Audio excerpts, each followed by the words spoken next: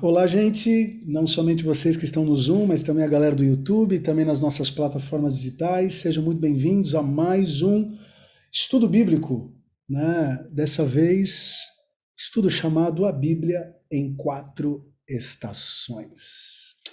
Vamos que vamos. Ah, Quero pedir para a Tati fazer uma oração. Eu vou colocar ela como anfitriã aqui. Pronto. Seja muito bem-vinda, dona Tatiane. Boa noite, gente. Graça e paz, muita alegria estarmos mais uma noite aqui de quarta-feira para aprendermos da palavra de Deus. Muito bom ver todos vocês, viu? Vamos orar. Senhor, nosso Deus e nosso Pai, nós queremos te agradecer por esse dia, te agradecemos pela vida. Obrigada, Senhor, por todas as pessoas que estão aqui, conectadas conosco, de uma forma diferente, sim, mas não menos importante, Senhor. Estamos aqui para aprender da Tua palavra e obrigada por essa ferramenta chamada internet, que nos possibilita isso, Senhor. Nos possibilita estarmos aprendendo, estarmos em comunhão com os nossos irmãos e amadurecendo na nossa vida cristã. Senhor, queremos te pedir perdão pelos nossos pecados e pelas nossas falhas, e também neste momento interceder por aqueles que estão precisando, Senhor, de uma resposta tua, Deus, seja por cura, seja por problemas financeiros, seja também por restauração em suas famílias, seja também por consolo, por aqueles que choram e que estão em luto, que o Senhor possa, Senhor, suprir todas as necessidades dos teus filhos e das suas filhas, responder a nossa oração, responder o nosso clamor, unimos a nossa fé neste momento e oramos, aquele que só é o único que pode nos ouvir, o único que pode nos atender, o único que tem poder sobre todas as coisas.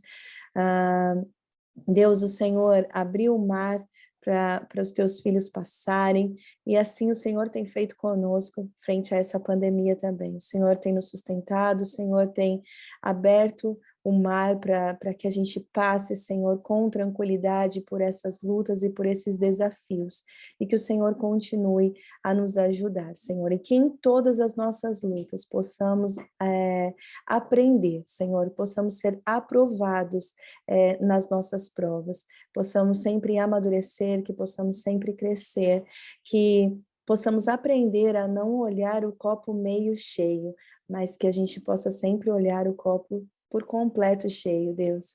Que o Senhor esteja nos guardando, nos livrando de todo mal, esteja nos sustentando, a nossa igreja, os nossos pastores, os pilares da nossa igreja, sustente, Senhor, cada ministério, GCs, enfim, Senhor, todos aqueles que têm se empenhado em servir o teu reino, para que pessoas e mais pessoas sejam alcançadas, que o Senhor esteja nos ajudando, nos renovando as nossas forças e nos dando criatividade para levar da forma mais linda e abençoadora a tua palavra àqueles que precisam. Deus, muito obrigada por essas pessoas, esses irmãos e essas irmãs que estão aqui com a gente. Nos torne sensíveis à tua voz nessa hora, Senhor, e que a gente possa compreender tudo aquilo que nos for ensinado. Deus, é o que nós pedimos e te agradecemos, no nome santo de Jesus. Amém e amém. Amém. Louvado seja Deus. E vamos que vamos. Vai ser muito especial. Eu já vou projetar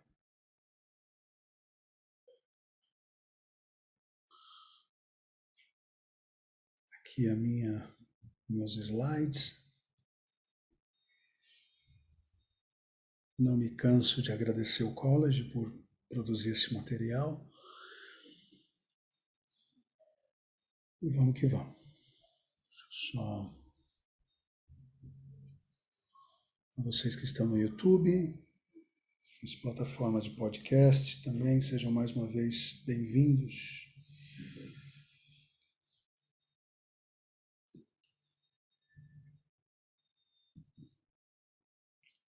Vamos lá. Tá vendo? Tá Ok? Então é isso, gente. Estamos começando mais um estudo bíblico, né?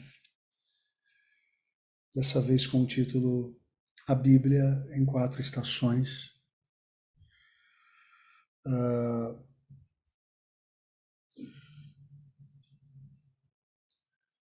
Essa divisão, ela é uma divisão defendida por uma grande parte dos teólogos e teólogas, né? Então não é uma coisa também da minha cabeça, não inventei essa divisão, ok? Então eu acredito que a gente vai ter uma jornada bem legal, com muito conteúdo, viu? Com muito conteúdo. A gente preparou com muito carinho. Hoje é o dia de pegar papel, caneta, anotar, enfim, computador, porque realmente, para aqueles que estão levando a sério esses estudos, te garanto que vocês não sairão os mesmos, assim como a gente tem tentado nos outros estudos acertar, a gente também está tentando acertar da melhor maneira possível. Então, hoje, vamos falar a respeito de criação, né? Na segunda semana, sobre queda. Na terceira, sobre redenção.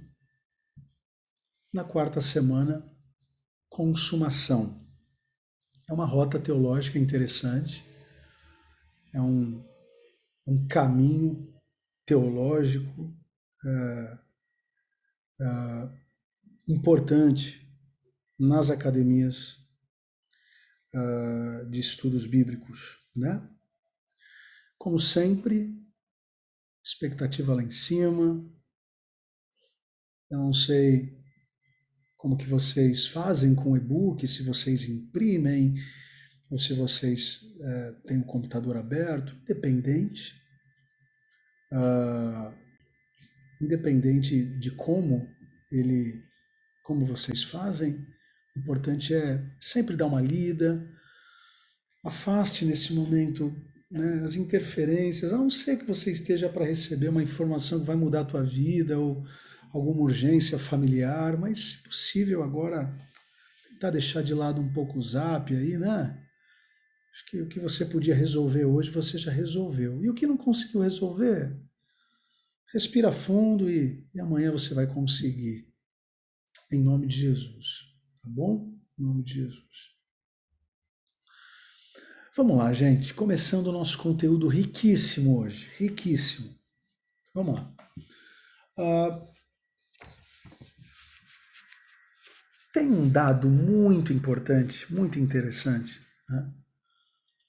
Mais uma pesquisa feita em 2020 vem apontar que a Bíblia ela continua sendo o livro mais vendido e lido em todo o mundo. Louvado seja Deus por isso.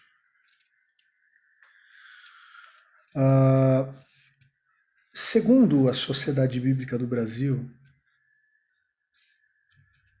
e cá entre nós, deixa eu fazer uma promessa aqui, depois a Tati vai ter que me lembrar para eu cumprir. Se eu não me lembrar, a culpa é dela.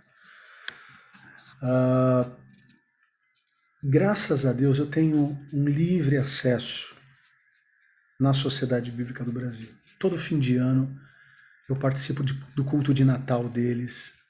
A nossa Bíblia foi feita na Sociedade Bíblica do Brasil. Sempre me tratam e tratam a Adai com muito carinho. E eu quero organizar uma caravana. Se eu não me engano, o 50 Mais fez isso. Mas eu quero organizar uma caravana quando a pandemia passar, para a gente tentar levar as nossas crianças, os nossos adolescentes, os nossos jovens lá na Sociedade Bíblica e os nossos adultos também, né? Para a gente fazer um tour na Sociedade Bíblica. Vocês vão ficar impactados com essa digna empresa chamada SBB, Sociedade Bíblica do Brasil, né?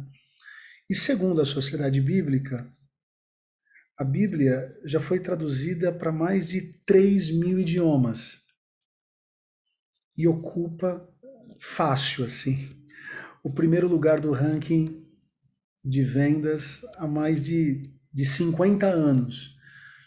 No curso Alfa a gente fala sobre isso, né? A Bíblia não é nem considerada mais best-seller, né? Ela está acima de qualquer best-seller, né? Estima-se que mais de 3,9 bilhões de exemplares já tenham sido vendidos e ou doados no mundo. Então, é realmente um tesouro, né? Então eu quero falar um pouquinho com vocês nessa introdução. Talvez eu vou demorar, melhor dizendo, mais na introdução do que propriamente na aplicação, porque eu tenho bastante coisa legal para falar com vocês. A Bíblia, ela é um mistério, né? Porque eu vou dar um exemplo. Quando a gente pega Neemias, certo? Se você está com a tua Bíblia aberta, melhor ainda. Quando você pega Neemias, Neemias está ali no começo da Bíblia, praticamente, né? Não no começo, mas ali. Depois do Pentateuco, ele está por ali. Daniel, ele está muito para frente de Neemias. Só que se vocês colocarem cronologicamente o profeta Daniel e o Neemias, a história de Daniel veio antes de Neemias, né? Daniel, ele é um profeta lá na Babilônia. Neemias, ele é pós-Babilônia. E aí a pergunta que fica, né? Caramba, mas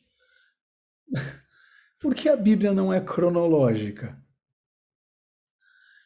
Gente, a Bíblia não é cronológica porque não ia dar. Muitos eventos bíblicos, eles aconteceram no mesmo momento, no mesmo tempo.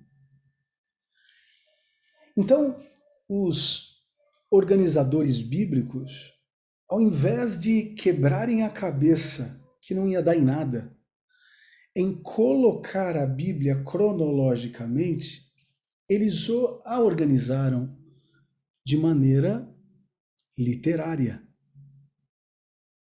Então a Bíblia, ela é dividida no viés literário e não no viés cronológico. OK? E aqui vem um presente para vocês. Não tem no e-book. Não, acho que tem. Acho que a gente colocou no e-book de vocês. Aqui é um presente.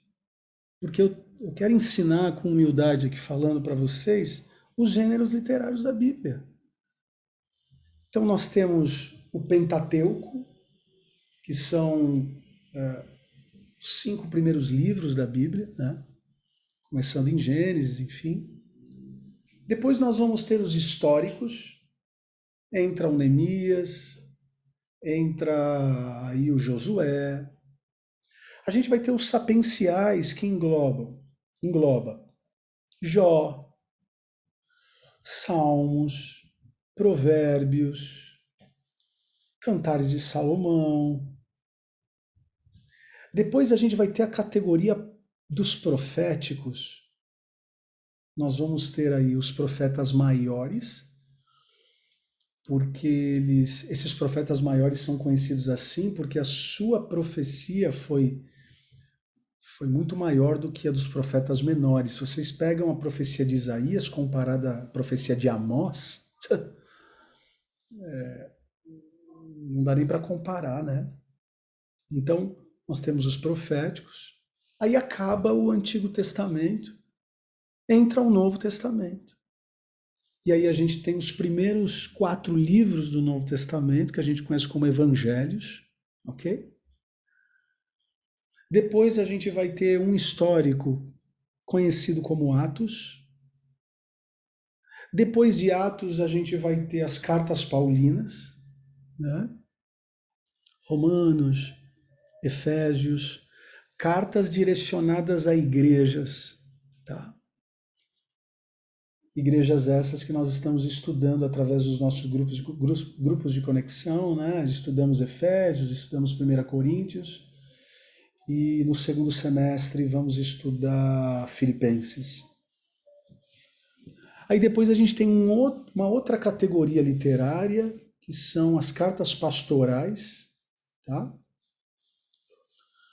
Que é a carta que ele envia para Timóteo, o Paulo, né? Envia para Tito, que a Tati pregou no último domingo falando sobre graça. Depois das cartas pastorais, a gente vai ter as cartas universais, ou também conhecidas como católicas, tá? Para quem não sabe, a palavra católica significa universal, tá? Não é à toa que Edir Macedo colocou o nome da igreja dele de Igreja Universal. Porque quem conhece a história sabe que ele está fazendo uma brincadeira de nome aí, tá bom? Então, em algumas Bíblias vocês vão encontrar cartas católicas e nas outras Bíblias cartas universais, que é a carta de Pedro, é a carta de Tiago, é a carta de 1 João, 2 João, 3 João, Judas Tadeu. E aí, por último, não menos importante, nós temos um livro profético, que é conhecido como Apocalipse, tá bom? Então, gente, é mega importante vocês compreenderem isso. E isso aqui, para quem já foi aluno do college e está aqui comigo, sabe que isso é matéria de college. Isso aqui é ouro. Pouco se fala em cima do púlpito a respeito, porque a gente não tem tempo. Então, por isso que o que está acontecendo às quartas-feiras aqui é realmente um grande privilégio, tá? Então, a Bíblia, ela se organiza em gêneros literários. Porque se fosse pela sua cronologia, não ia dar jogo. Vou dar um exemplo. Ageu e Zacarias, dois profetas menores, né, que estão dentro da categoria proféticos. Eles profetizaram ao mesmo tempo. Como que você vai colocar um ou outro, um na frente do outro? Ok? Então, não dá para colocar, mas dá para colocar dentro de uma categoria. E aí, a necessidade de provar cronologicamente, ela não existe mais. Bom? Então, gravem isso. Tentem decorar isso. Acho que isso não é uma questão só para pastor. Isso é uma questão para o crente. Talvez vocês não sabiam essa resposta, né? E aqui está. Agora, tudo isso que eu falei é para a gente compreender que a Bíblia conta uma única história. Mesmo sendo tão plural nos gêneros literários, a Bíblia ela conta uma única história, que é a história de um Deus santo que quer salvar seu povo. Agora, que povo é esse? Salvar do quê? Salvar por quê? Salvar para quê? É um pouco do que a gente vai trabalhar nessas 4 semanas. Né? Quando eu olho para a Bíblia, eu vejo como uma peça de teatro, entende? Onde Deus é o escritor, Ele é o diretor, Ele é o protagonista, só que com um detalhe. Ele é tão soberano e tão respeitador que mesmo ele sendo o escritor, o diretor, o protagonista, ele nos dá o livre-arbítrio. Isso é lindo. Porque o nosso Deus, ele é soberano. Ele não é tirano. Gravem isso, gente. Por isso que eu amo Jesus. Porque ele é soberano, não tirano. Toda liderança religiosa, toda liderança política, toda liderança empresarial com perfis tiranos, tomem cuidado. Não é Cristo. Pode se parecer com Cristo, mas na verdade é anticristo. Então esse Deus que teria todos os argumentos e todo o poder para ser tirano, ele é soberano e tem um respeito enorme pelas nossas decisões. Então, tudo isso que eu estou mostrando aí na tela para vocês, Pentateuco, históricos, sapienciais, proféticos, evangelhos, atos, cartas paulinas, pastorais, universais, profético, tudo isso, todo esse enredo acontece porque Deus quer salvar um povo que tem livre-arbítrio e às vezes só pisa na bola. Mas Deus carinhosamente vem oferecendo graça. Ok? Então, o objetivo desse estudo é a gente estudar, né, esse panorama bíblico, teológico, histórico, para uma melhor compreensão do plano de salvação, que essencialmente passa por grandes ou 4 grandes estações, que é a questão da criação, da queda, da redenção e da consumação. Ok? Falando então hoje, começamos falando sobre criação. E eu começo com esse texto. Deixa eu só tomar uma água aqui rapidinho.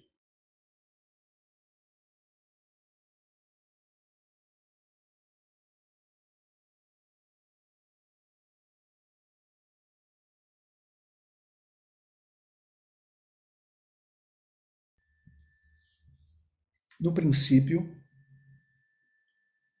criou, ou melhor, Deus criou os céus e a terra.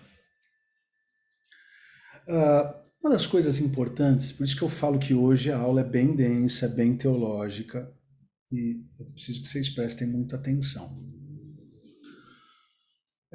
Existe uma grande questão a respeito de quando o Gênesis ele foi escrito.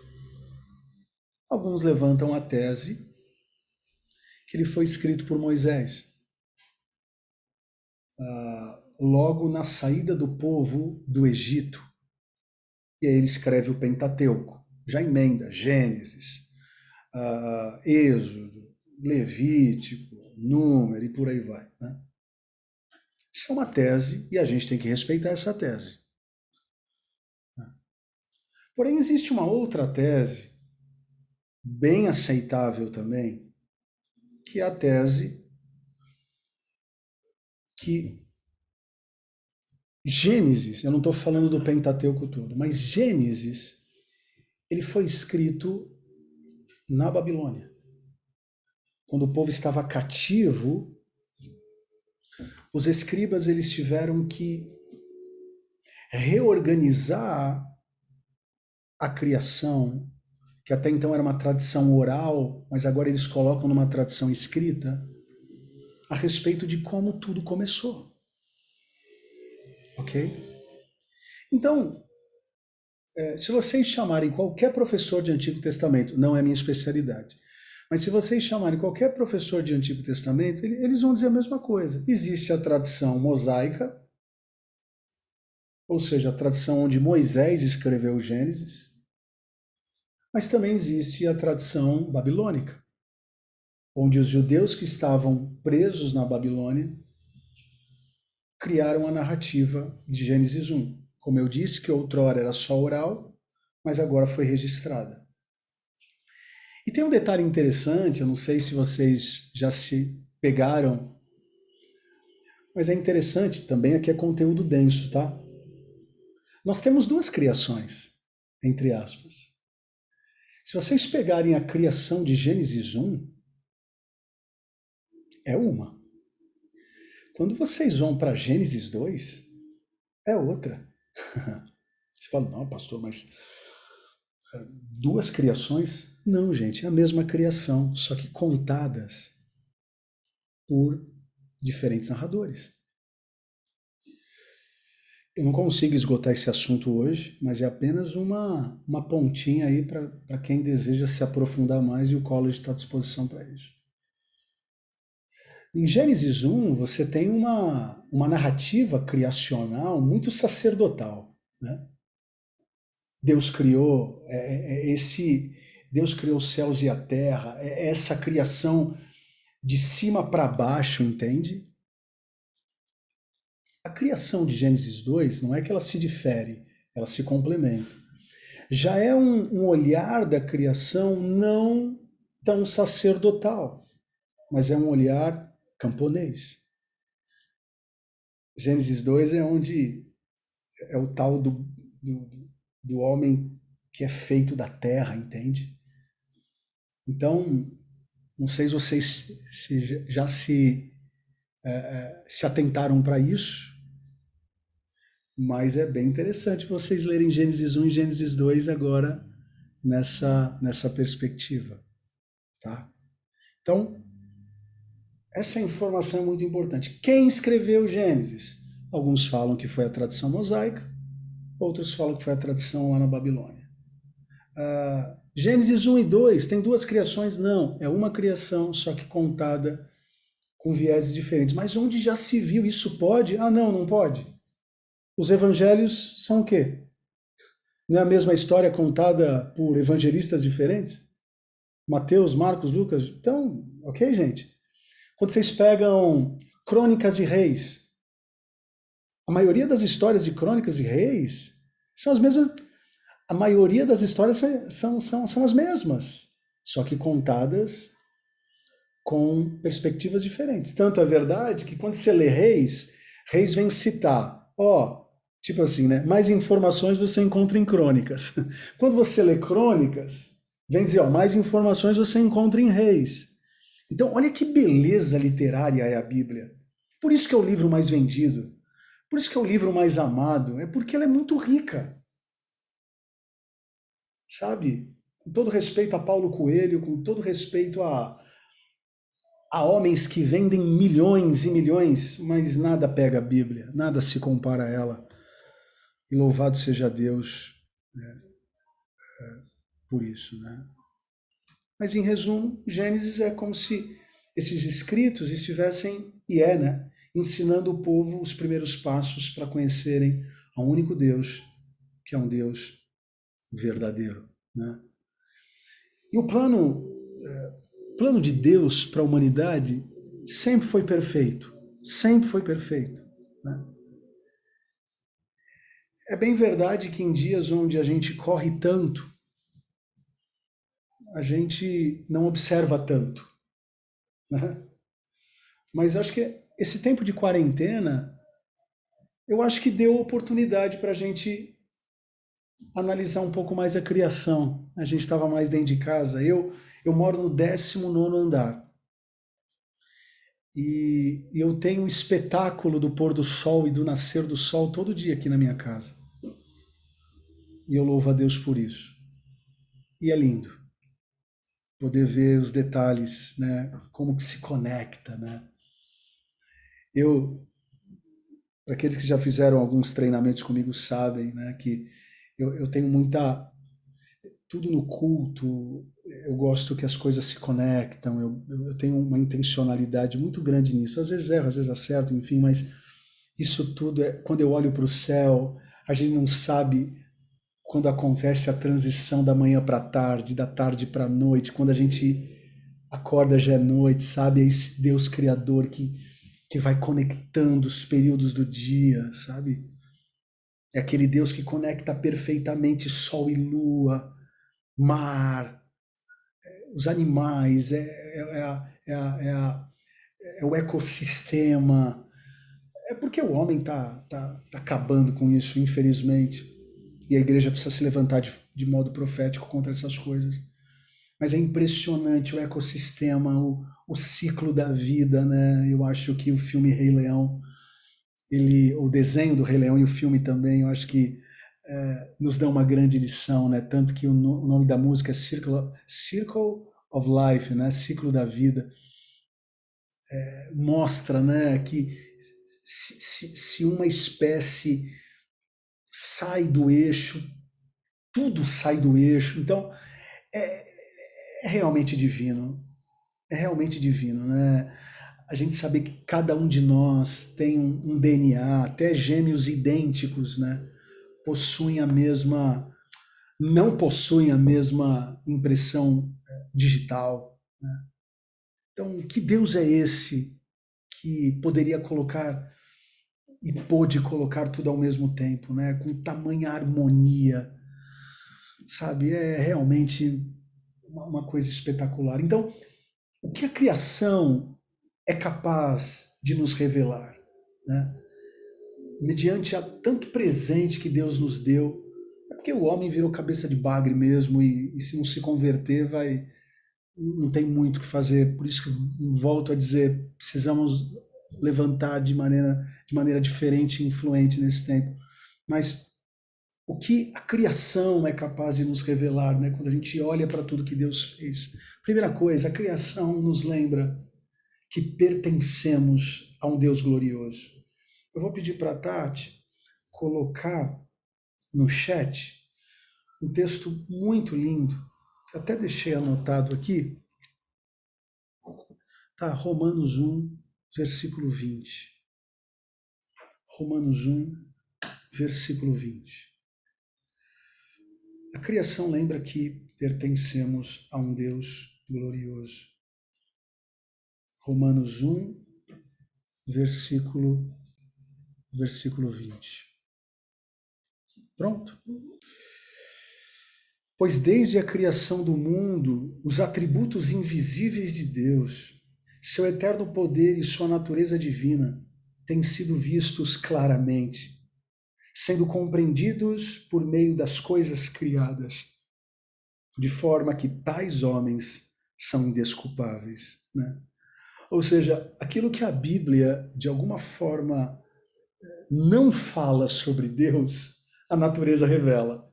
E a gente não vê só se a gente não desejar mesmo, né? Assim como um quadro, né, recebe a assinatura daquele que o pintou, gente, a gente pode olhar ao redor e perceber que de um minúsculo átomo até um imponente vulcão, todas as coisas apontam para aquele que do nada criou todas as coisas. Do nada, do nada, do nada. Sabe, eu vou pedir para também achar um outro texto agora, que é Salmo 19, de 1 a 4. Eu me lembro, gente, e para mim, uma das. Eu não sei quem de vocês já foi para o Rio de Janeiro e foi no Cristo Redentor, né? Acho que deve ser uma vista muito bonita. Eu nunca fui. Eu já fui muito para o Rio de Janeiro cantar, pregar, mas é aquele negócio, né? Chega no dia, vai pro hotel, canta e volta, pega o aeroporto e não curte nada da cidade. Mas, para mim, uma das visões, assim, onde eu me senti mais pertinho de Deus foi quando eu estava no alto do Monte Hermon. Meu Deus do céu, gente. Acho que para quem aqui já subiu montanha, para quem alguém aqui já fez alguma aventura na natureza, sabe quanto essas coisas nos conectam a Deus, sabe? Salmo 19, de 1 a 4, vem dizer: os céus declaram a glória de Deus, o firmamento proclama a obra das suas mãos. Um dia fala disso ao outro dia, uma noite o revela a outra noite, sem discurso nem palavras. Não se ouve a sua voz, mas a sua voz ressoa por toda a terra e as suas palavras até os confins do mundo. Eu me lembro que uma certa vez eu preguei na ADA e nós estávamos na Agostinho Gomes ainda. E de quarta-feira eu sempre gostei de trabalhar série e eu trabalhei um mês inteiro sobre Salmo 19, né? Foi muito especial, me lembro até hoje como foi edificante a gente estudar esse salmo que é tão rico, né? Então, um olhar atento para a criação, nos traz à memória, né, a grandeza de Deus, né, nos mostra que o Criador não é uma divindade pequena e insignificante. O Criador não é mero, é uma simples obra do acaso, né? Não, é mais do que qualquer tipo de deus grego ou romano. A criação, a grandiosidade, os céus declaram, o sol, a lua, as estrelas, tudo isso declara o quão grande Deus é. Uma outra coisa é que o Senhor é sobre tudo. O Senhor está sobre tudo. Não há nenhum palmo do universo que fuja do controle. E a gente pode visitar o Salmo 139. Se eu subir no céu, tu estás. Se para baixo, tu estás. Se eu vou para o leste, tu estás. O oeste, oriente, ocidente. Se eu vou para a casa da minha sogra, tá lá também. Se eu vou para a casa do murmurador, tá lá. Se for para a casa de um crente, tá lá. Se eu for para a casa de um ímpio, tá lá. Numa roda de conversa de agnósticos e ateus, o Senhor tá lá. Toda a terra está cheia da sua glória. Esse é o tamanho do nosso Deus. E ele é um Deus presente, né? Tem uma música que eu gosto muito de cantar, é Tu és soberano sobre a terra, sobre os céus, Tu és Senhor. Absoluto, tudo que existe acontece, tudo sabes muito bem. Tu és tremendo, e aí fica linda a canção, né? E apesar dessa glória que tens, tu te importas comigo também. E esse amor tão grande eleva-me a amar, amarra-me a ti. Tu és tremendo. Olha, então, um olhar atento para a criação. Ela nos traz à memória a grandeza dele, a soberania dele e o quanto ele é particular para nós. Ao mesmo tempo que ele é grande, ele é pequeno, né? Tem uma canção também do Renascer Praise que diz: Eu não conheço teu rosto, mas te reconheço em todo lugar. Nunca toquei em tuas vestes, mas sinto o teu perfume no ar. Não sei como é a tua voz, mas o som dela me guia. Eu não consigo viver sem você. Na minha vida, que amor é esse que se move dentro de mim? Intensamente me atraiu. Não consigo viver. Linda a letra, né, gente? Eu amo te amar, Senhor. Gol de letra. Golaço de letra essa música. Então, a criação nos lembra que pertencemos a um Deus glorioso. Outra coisa, a criação nos lembra que somos criaturas e não criadores. Ah, pastor, mas a gente é criativo, tá bom, a gente é criatura que faz criação. Uma criatura é criadora, mas o grande criador é somente ele, né? Uma criação não é capaz de dizer a razão de ter sido criada, né? Se você perguntar para mim quais são as funcionalidades de uma televisão da Samsung, eu não vou saber, a não ser que eu leia um manual, entende? Mas a Samsung sabe. Então, assim como um eletrodoméstico ele é esclarecido pelo seu fabricante, num paralelo bem simplista, assim somos nós. Por isso que nós precisamos reconhecer o nosso lugar no sistema da criação, né? Para que a gente não se ache nem melhor nem pior. E aí, para quem está nos ouvindo no podcast, no YouTube, aqui no Zoom, se você não entende quais são os reais propósitos da sua vida, revisita lá Uma Vida com Propósitos, para você nunca perder de vista o porquê você foi criado, ok? O porquê você foi criado. Então a criação nos lembra que somos criaturas e não criadores. E precisamos ser criativos, mas a criatividade sempre conectada a esse Deus, ele sim, criador, né? Satanás não. Satanás ele é falsier, é fake. Ele engana bem. E, infelizmente tem enganado de Gênesis ao Apocalipse, enganou muitos e tem enganado até hoje. Mas o grande criador é o nosso Pai, o nosso Senhor. E esse espírito da criatividade habita em nós. Somos frutos dele. Ok? Então, quando eu falei, né, a respeito lá do tal do comercial do Burger King, né? Ok, eu também fiquei muito triste, como eu falei, achei desnecessário, muito infeliz, mas, ei, mais do que cancelar o Burger King, vamos fazer um comercial melhor, vamos ser criativos, porque do nosso lado está o Criador, não o Satanás, entende? Então a gente precisa ter essa perspectiva da igreja. Agora, a gente tem dois caminhos. Ou a gente fica mais criativo em Deus que o outro lado, ou a gente vai tentar ganhar no grito. E no grito não ganha.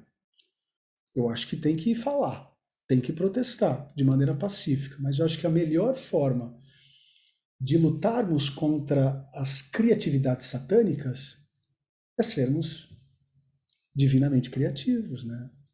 Maior é aquele que está em nós. Mais criativo é aquele que está em nós do que aquele que está no mundo, né? O pastor Bill Hybels vem dizer o seguinte: mais do que ficarmos boquiabertos com as astúcias de Satanás mediante a sua criatividade, que como igreja possamos deixar o inferno boquiaberto sendo igreja, né?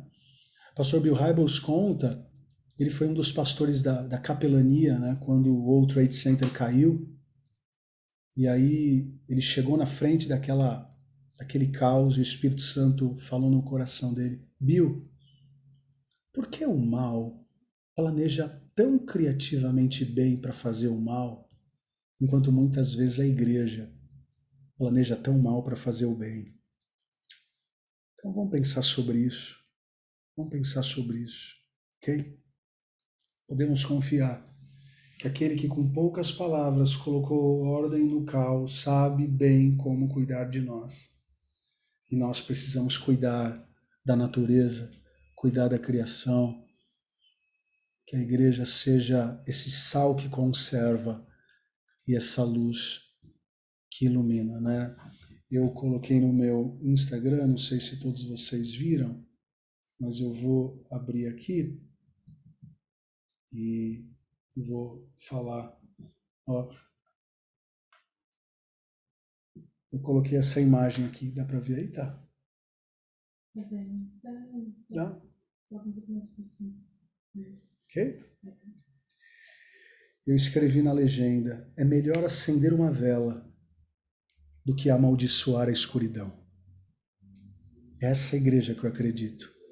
Uma igreja que não fica amaldiçoando o Burger King, mas uma igreja que acende uma vela para que a gente consiga iluminar esses comerciais, essas propagandas obscurecidas por Satanás. É isso que eu acredito, tá bom? Terceiro e último, a criação nos lembra que somos espelhos do Criador, né? E aqui vem um dos versículos mais lindos da Bíblia. Então disse Deus: façamos o homem à nossa imagem, conforme a nossa semelhança. Quero me atentar com vocês à palavra façamos. Óbvio que todo cristão remete esse verbo na primeira pessoa do plural, né, o façamos, a Trindade, né? Pai, Filho e Espírito Santo. E realmente essa é a melhor explicação dentro da ótica cristã. Agora você pergunta, né? Tá aí o judeu. O judeu não acredita na Trindade, né? Ele acredita só em Deus Pai. Qual é a resposta que ele dá para Gênesis 1? Sabe o que eles falam aí, gente? Que o façamos aí não é Deus com o Pai e o Espírito Santo, mas é Deus com o corpo angelical, né? Com todos os seus anjos em torno. É como se fosse um clamor de todo o céu para fazer a humanidade. Só que aí tem um problema. Essa teologia ela traz um problema. O problema de que, a partir do momento que eu chamo que os anjos fazem, aí eu vou dizer que o anjo é criação, o anjo também é criador. Então, é uma teologia muito fácil de ser rebatida, por isso que a gente acredita que, de fato, esse façamos tem a ver com o Pai, Filho e Espírito Santo. O que isso nos ensina? Nos ensina a riqueza da Trindade. Nos ensina que se o Criador trabalha em unidade, por que nós, seres humanos, achamos que podemos fazer as coisas sozinhos? Né? Então, Deus espera da igreja dele a mesma postura. Então, quando a gente pensa, não, mas nós somos imagem e semelhança, caramba, então nós somos mini-deuses? Não. Na verdade, e a gente ensina isso no Start, nós temos alguns atributos que Deus compartilhou com a gente em relação à sua essência e outros atributos não. Quer ver? Atributos não compartilhados, ou seja, características divinas que ele não nos deu. Soberania, eternidade, onisciência, onipresença, onipotência, imutabilidade. Isso aí, gente, vamos tirar o cavalinho da chuva. A gente nunca vai ter isso. Agora, existem atributos que Deus compartilhou com a gente dentro dessa perspectiva da imagem e semelhança. Retidão, justiça, amor, verdade, domínio próprio e por aí vai. Aí você pode pegar a lista lá do fruto do Espírito e todos os 9 gomos, esses são atributos compartilhados de Deus, né? Então, nós somos espelhos do Criador. E Ele espera que sejamos seus representantes aqui na Terra. Não é à toa que, se eu não me engano, o apóstolo Pedro vem dizer que nós somos embaixadores dele. Ou seja, precisamos fazer o que ele faria se estivesse aqui em corpo. Ele não está em corpo, ele está em espírito. Está em corpo, ele está em nós, em nosso corpo, por isso que a gente precisa fazer alguma coisa. Então, por isso que aquele texto de Mateus 25 é bem interessante. Se derem de comer para um pequenino meu, é como se vocês estivessem dando para mim. Então, é materializando o Espírito através de práticas de boas obras. Então, que sejamos, né, como igreja, indivíduos e como igreja local, né, e também como igreja católica, como igreja universal. Católica, aí vocês estão entendendo porque eu usei o termo, né, gente? Universal. Igreja universal / católica, um modo genérico. Eu não estou falando da igreja católica apostólica romana. Olha só como é importante a gente conceituar lá atrás, porque agora eu já posso falar em termos teológicos. Nós como igreja universal, nós como igreja católica, igreja global, eu acho que esse é o termo que mais se encaixa hoje, né? Nós como igreja global precisamos ser a mão que ele tanto espera de nós, precisamos ser a voz que ele tanto espera que ecoe da nossa parte, ok? Em termos bem simples, ter a imagem e semelhança dele significa que fomos feitos para nos parecermos com ele. As nossas ações, as nossas reações, os nossos pensamentos, os nossos desejos, né? Billy Graham escreveu uma frase muito bonita que diz que somos a Bíblia ou as Bíblias, né, que o mundo está lendo. Né? E aí entra e conecta também com aquilo que a gente estudou, né? Sermos diferentes e influentes. E aqui eu quero falar de 2 termos para a gente caminhar para o final, 2 termos muito importantes, Escrevam aí no chat, por favor. Ortodoxia e ortopraxia. Ortodoxia, com X, tá? E ortopraxia, também com X no final. Porque é o seguinte, né? Nós somos muito implacáveis quando a gente ouve algum tipo de heresia, quando algum pastor, ou a gente entende que é uma heresia, né? Quando você ouve um pastor, pregador falando alguma coisa, nossa, não, ele está errado, ele é um herege. Nós somos bem implacáveis. E não que a gente não tenha que ser. Mas eu acho que se a gente fosse tão implacável, assim como nós somos implacáveis com pessoas que erram talvez na ortodoxia, e se nós fôssemos implacáveis com a gente quando a gente erra na nossa ortopraxia? O que eu quero dizer com isso? A gente ama quando um pastor prega a Bíblia no púlpito. E a gente refuta quando um pregador não prega a Bíblia. Mas e quando nós não somos a Bíblia aberta? Nós somos implacáveis? Sabe? Nós ouvimos há uns meses atrás uma série de críticas que foram feitas ao pastor Ed Renekiewicz. Todo mundo, não, ele não foi ortodoxamente correto, não, ele não foi. E, olha, tem gente que foi cruel nos comentários, né? Não que eu precise concordar com tudo que ele falou e nem vocês, mas será que nós também somos implacáveis com nós mesmos quando a gente não pratica o que a gente sabe? Porque é fácil falar quando o outro erra quando fala. Mas a gente se corrige quando a gente não pratica aquilo que a gente acredita. Sabe? Então eu acho que a gente precisa ter um pouco mais de humildade. Sabe, como meu pai falava assim, abaixa a bola. Eu me lembro que uma vez eu estava jogando num campeonato de escola e meu pai foi me ver. E por conta da correria, né, horário dele, loucura, ele me via muito pouco jogando futebol, né? Nos campeonatos, que aconteciam sempre à noite, né? Sempre ele tinha uma atividade e tal na igreja. Então ele me via muito pouco. Mas quando ele ia, imagina o meu coração, né? Doido para jogar tudo que eu não joguei nos outros jogos, eu queria jogar e mostrar para ele. E um dia o jogo, ele entrei no carro, ele falou assim, ô Rô, baixa a bola mais. Você não é craque não. Você tem que entender que você não é nenhum Romário. Na época era o Romário que era a referência, né? Você não é Romário não.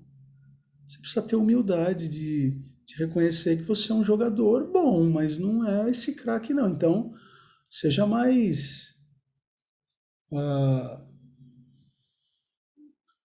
seja mais generoso com os seus colegas, toca mais a bola, você é muito fominha. Então, acho que muitas vezes a gente é muito fominha. A gente é. A gente se acha muito. A nossa ortodoxia está às vezes tão afiada, mas a nossa ortopraxia está cega. Vamos ter mais humildade de saber que o Ed René, ele pode errar e pode acertar. Pastor Hernandes Dias Lopes pode errar e pode acertar. Eu tenho o direito de errar e acertar. Vocês têm o direito de errar e acertar. Eu acho que a gente precisa ter um pouco mais de humildade e conectar mais a nossa ortodoxia, ou seja, a nossa teoria, com a nossa ortopraxia, que é a nossa prática, né? Certa vez Benjamin Franklin disse: achar que o mundo, né? E aqui caminhando para a conclusão, achar que o mundo não tem um criador é o mesmo que afirmar que um dicionário é o resultado de uma explosão numa tipografia. Então, com todos que defendem a tese do Big Bang, até respeito quem fala isso, mas eu acho que eu tenho que ter muita fé para acreditar que o Big Bang criou tudo, né? Olha, eu vou ser sincero, para ser agnóstico ou ateu, o cara tem que ter mais fé do que eu, porque é uma loucura mesmo, né? Então, se a gente der um olhar honesto ao mundo, e não somente ao mundo, eu encontrei aí uma série, né, amor? A gente encontrou uma série no Netflix. Não precisa nem olhar para a natureza, não. É só conhecer um pouco mais o corpo humano. Deixa eu mostrar aqui para vocês. Para quem tem Netflix, olha que série maravilhosa que eu vou mostrar para vocês. Se vocês puderem assistir. Para quem trabalha na área da saúde, então, é uma. Deixa eu só me organizar aqui. Deixa eu ver aqui. Aqui.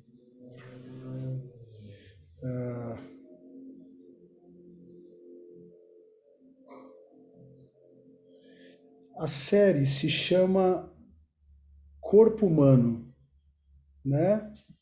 Deixa eu só.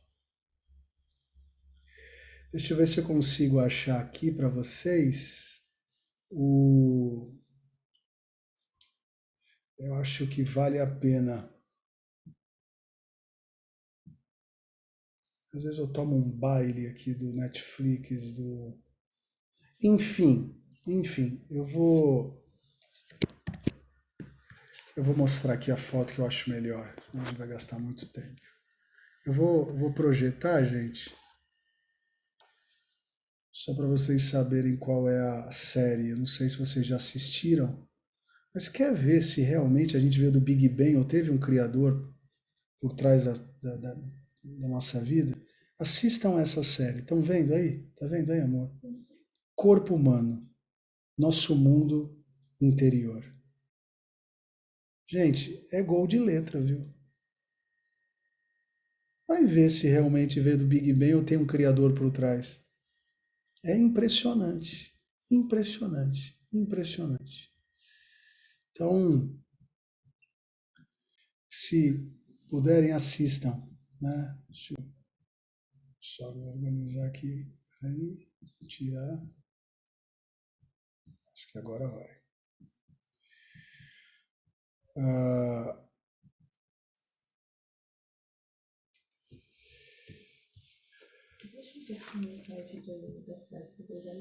Ah, tá. Vou deixar. Sabe, a criação revela a glória de Deus. Os céus e a terra, os mares, estrelas, os animais selvagens, as flores do campo, né? Tudo foi criado por Deus, Deus perfeito, que através da criação dele tem sido exaltado, né? E aqui, gente, antes da gente ir para os nossos exercícios de fixação, quero fazer outras perguntas, sabe? Uma pergunta honesta.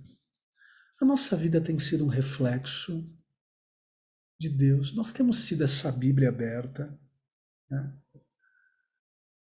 Sabe? Quando as pessoas passam por nós, elas encontram Deus, não no discurso ortodoxo, mas na ortopraxia, entende? Enfim, antes da gente ir para o exercício, eu queria fazer uma oração, colocando diante de Deus esse conteúdo, sabe? Pai, muito obrigado. Obrigado porque aprendemos aqui algumas coisas, né? Dentre essas coisas, aprendemos que a criação nos lembra que pertencemos a um Deus glorioso. Obrigado. A criação também nos lembra que somos criaturas e não criadores. E a criação nos lembra que somos espelhos do Criador. Muito obrigado, Deus. Obrigado porque fomos criados para te adorar. E como essa aula está se conectando com a aula de uma vida com propósitos. Muito obrigado. Fomos criados para te adorar.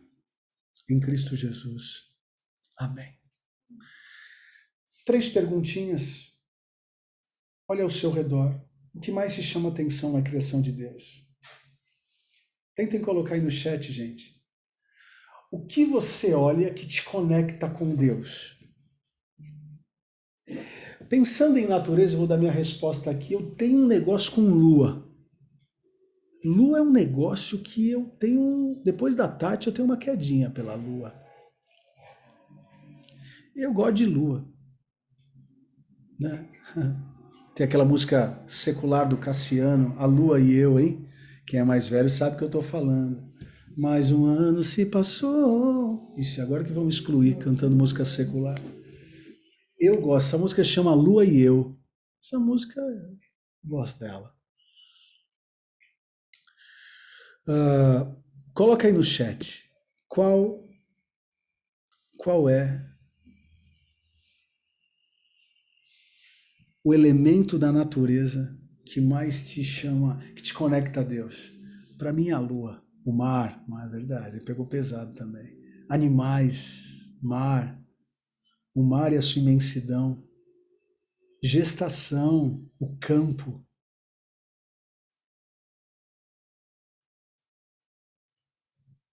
Olha só, o vento, corpo humano, o ecossistema, chuva, é isso. A segunda questão é: há algo em sua vida em que você se sinta tentado a tomar o lugar de Deus? É uma pergunta de vocês, né? E conecta muito com os 7 pecados capitais, né? Olha como os estudos estão se conectando, né? Que atitude você pode ter essa semana para que Deus seja visto através de sua vida? Essa é uma pergunta boa. O que você pode fazer? Talvez escrever um cartão bonito para o teu vizinho, colocar debaixo da porta e dizer: se precisar de mim, eu estou aqui. Eu nunca te falei isso, mas eu estou aqui. Não precisa falar nem que Jesus ama ele. Se quiser, fala. Mas às vezes coisas assim simples pode ser a Bíblia que o mundo está precisando ler. Eu moro num condomínio, né? De 3 prédios. E uma das coisas que eu acho que é mais honroso, ou honrosa, né? Melhor dizendo, é quando eu tenho a conduta ética de passar por qualquer prestador de serviço aqui e dizer bom dia, boa tarde, boa noite. Deus te abençoe. Muito obrigado. Segura a porta do elevador. Parece coisa simples. E quem é de tradição pentecostal não leva muito a sério isso, não. Isso aí não é mostrar poder de Deus. Poder de Deus é língua estranha só. Eu acho que não. Eu acho que Deus ele tem prazer em se revelar muito mais nas coisas ordinárias do que no extraordinário. Jesus por várias vezes disse: olhe para o campo, olhe para os passarinhos. Já que eu cantei a música secular, só para vocês não acharem que eu desviei, tem uma música de crente que diz assim, ó. Como é aquela música da... Aí meu você Deus. Não lembra, né? Aí eu não lembro. Meu Deus, sou um pecador. Graça me alcance. Ai, meu Deus do céu. Ah, lembrei. As aves do céu cantam para ti. As feras do campo revelam teu poder. Quero louvar, quero levantar as minhas mãos a ti. Quero louvar-te sempre mais e mais. Quero louvar-te sempre mais e mais. Buscar o teu querer, tua graça conhecer. Quero louvar-te. As aves do céu cantam para ti. As flores do campo revelam teu poder. Quero louvar, quero levantar as minhas mãos a ti. Que é isso, hein? Só nossa Assembleia de Deus tem, de Cassiano a Cassiane, a música dos anos 80. Qual é a Assembleia de Deus que faz isso, gente? Nenhuma. Certo? Enquanto eu tomo minha água aqui, tem alguma pergunta, gente? Coloque aí no chat, por favor, tá bom?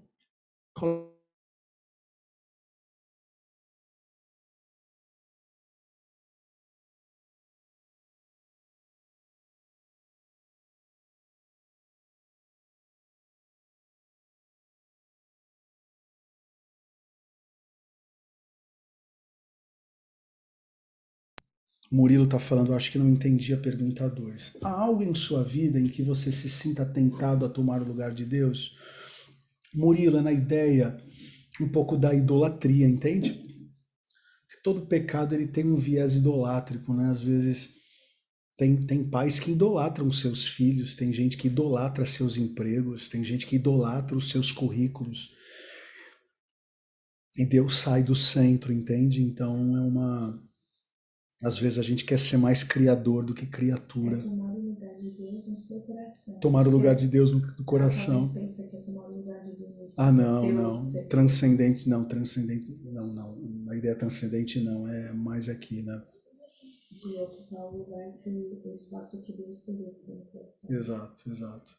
A chance do Big Bang ter acontecido, como falam que aconteceu, é muito menor do que um furacão passar por um ferro velho cheio de peças e sair com um Boeing 747 montado em um perfeito funcionamento. Wayne Cruden, Teologia Sistemática. Exatamente, Danilo. Exatamente. Quando você disse que exercemos essa imagem de Cristo, entra a ortopraxia. A ortopraxia tem a ver com prática. A ortodoxia tem a ver com teoria, ok? Então precisamos ser ortodoxos, sim, ou seja, apegados à real mensagem, mas precisamos ser ortopraxios também, né? Nem sei se essa é a conjugação, mas enfim, ortodoxia e ortopraxia. A nossa prática. Isso. E a melhor forma da gente praticar o evangelho é sabendo dele. Por isso que ortodoxia e ortopraxia é como duas asas de uma gaivota. Gaivota voa? Voa, né? Voa, né, gente? Gaivota voa, né? Se tirar uma asa não vai rolar, entende? Ah, não, eu tenho ortodoxia. Conhece gente que sabe a Bíblia de Gênesis ao Apocalipse, mas o cara não evolui em nada na vida? É um cabeça de bagre. Eu conheço um monte de cabeça de bagre. Gente, deixa eu falar uma coisa. Tem teólogo que vai para o inferno. Tem teólogo que vai para o inferno. Ele conhece de Gênesis e Apocalipse. Ele tem a ortodoxia em alta, mas não tem a ortopraxia. Assim como tem pessoas que têm dificuldades de compreender a Bíblia de Gênesis e Apocalipse, mas o pouco que entendeu é suficiente para colocá-la no céu em Cristo Jesus. Significa que a gente não tem que aprender? Não significa isso. Mas significa que a gente tem que conectar. O John Wesley falava isso muito. Deixa eu falar uma coisa. Vocês acreditam que 90% dos institutos teológicos não se ensina a respeito de oração, de vida com Deus? Quando nós abrimos o college, esse foi um dos compromissos que eu coloquei. Que John Wesley me inspirou no século XVIII. É importante ensinar o Antigo Testamento, é importante explicar o Novo Testamento, mas se a gente não ensinar também vida de oração, vida devocional, vida prática, adianta. Volto a dizer, tem muito teólogo que vai para o inferno e tem muito Mobral que vai para o céu. Para quem não sabe o que é Mobral, um bom sujeito não é. É porque nasceu depois de 2000.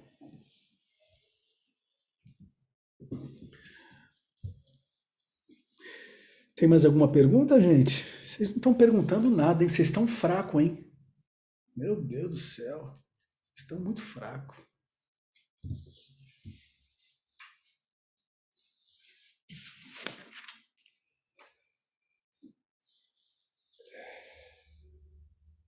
Eu acho que vai ser uma jornada interessante essas 4 semanas. Hoje falamos só de criação, e é óbvio que a gente não esgotou o assunto, né? Agora, semana que vem, a gente vai falar sobre queda. É quando essa criação quer se parecer demais com o Criador. É a proposta da serpente. Ah, vai, come isso aí. Deus não quer que você coma porque ele tem medo de você tomar. E aí? Ah, meu Pai amado, tem misericórdia, tem misericórdia. Seguinte, só pra gente. Olha só, deixa eu falar uma coisa importante para depois vocês não compreenderem errado. Esse material que nós fizemos, ele é um material gerado por nós aqui do college, tá?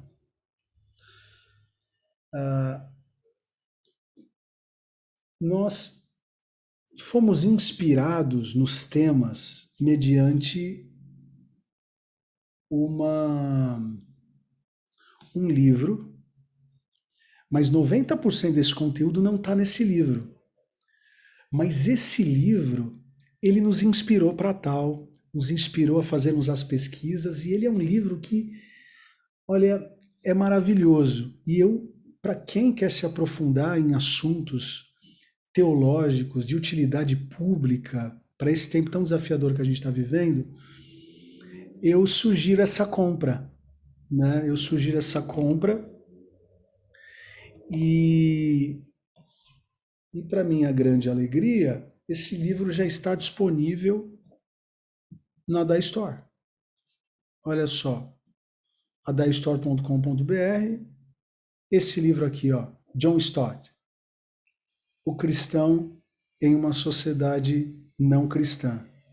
Gente, esse livro aqui, ele é gol de letra. Gol de letra. E para quem nunca entrou na Da Store, ó, inclusive aqui temos aqui Conferência Flores. Certo, Brasil? Camiseta bonita, jornal bonito. Que é isso? Um dia eu vou ser pastor dessa igreja. Tudo com excelência.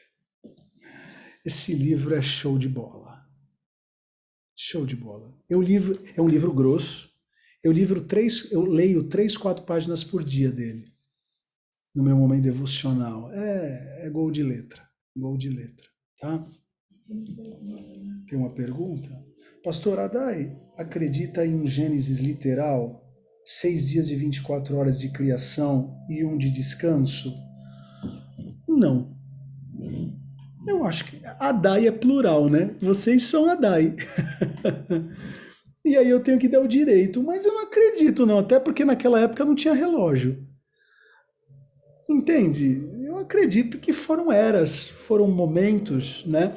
Eu gosto de pensar, não estou cravando, eu só estou falando que eu gosto de pensar em cada dia, em cada era paleozoica. Eu acho interessante a gente pensar a respeito, que falam de 6, 7 eras, não é isso? Mas é que é só uma viagem minha aqui. Não vai me perguntar se tem dinossauro, hein? Pastor, tem? Eu acho que teve, gente. Eu acho que teve. Em que momento? Aí a gente conversa outro dia aqui. Aquelas perguntas, né? Pastor, Adão tinha umbigo? Não, gente. Não. Em nome de Jesus. Se você acha que você vai para o college para saber se Adão tinha umbigo, vai não. Não, vai. Eu vou te mostrar o programa do Siqueira. Tem outros programas para você rir. Não. Isso não vai mudar a nossa vida. Agora, eu gosto de pensar, Júnior, eu gosto de pensar. Eu não acho que a Bíblia tem que ser lida literalmente, sempre, porque ela é muito poética em alguns momentos, ela é muito parabólica. O próprio Jesus usou de parábolas, né? Então, agora, a gente precisa dos estudos bíblicos e de boas exegeses para compreender aonde é onde é simbólica, onde é literal, e a gente precisa de ferramentas teológicas para isso, né? Exemplo, quer ver um exemplo? É porque a gente tem a ideia, na verdade a gente gosta de colocar no literal o que a gente consegue fazer e a gente coloca no metafórico e a gente não consegue. Quer ver um exemplo? Se a tua mão fizer você pecar, corta ela fora. É literal ou metafórico? Ah, não, pastor, eu acho que é metafórico, né? Legal, né? Aí olha para a criação, não, é um dia de 24 horas. Caramba, isso vai mudar a nossa vida? Ah, pastor, mas Deus descansa. Só descansa quem cansa. Ei, gente, o texto bíblico vem falar que ele descansou, não é porque ele ficou cansado, não. É para ensinar um princípio para nós, que a criação precisa descansar. Sabe? Então, a gente tem que tomar muito cuidado. E o college e tantas outras instituições teológicas, elas ajudam a gente nessa ideia. Agora, pastor, eu acredito que foi 24 horas. Eu vou ficar brigando com quem acredita? Eu tenho mais o que fazer, gente. Entende? Então, acho que a gente tem... Ontem, gente, aconteceu uma coisa... Antes de falar, quero mandar um beijo e um abraço para todo mundo que está no YouTube e todo mundo que está no podcast. Que Deus abençoe vocês.